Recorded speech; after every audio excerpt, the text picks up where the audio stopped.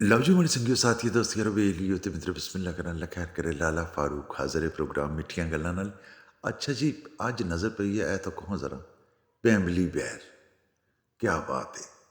अच्छा जी, किसे जमाने च जिल्लै फैमिली बैर कुदरै जंड शंड लगी होनी सी, कुदरै कोई बट्टे शट्टे मारी के ते ओह् बैर लाने सो।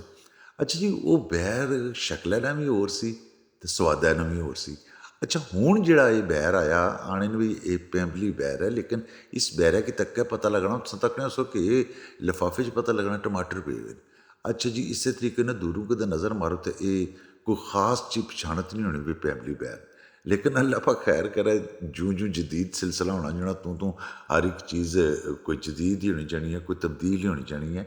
खैर ये फैमिली बैर न जेह्ड़े एह् मार्केट च आई गे और इन्हां नाल नाल सच्ची गल्ल मैं अपने भैन भ्रावां गी बहां कि मौसम अजे तब्दील नहीं होया, लेकिन उसने बावजूद गडेरियां भी आई गेन।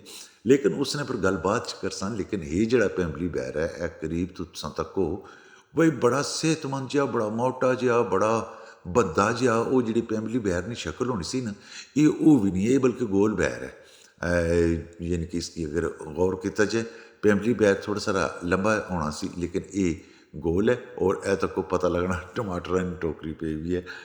बड़ा अजीब जिहा जायका भी इन्होंने, बड़ा अजीब जिहा, पता नहीं इसकी भी दवाइयाँ मारी के तैयार किया जाना वै या क्या सिलसिला है, या कोई इसकी शाख तराशी इस तरीके ने की जानी है, या इसकी पैमद किया जाना मुख्तलिफ बूटियां की, तो ये तां फैमिली बैर बनना वै।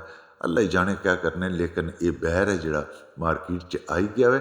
लेकिन सच्ची गल है कि इस ना तो इसना वो जायका वै, तो ना ही इसकी शक्ल सूरत आने, शक्ल सूरत बदली जाए ना, जायका भी बदली जाना।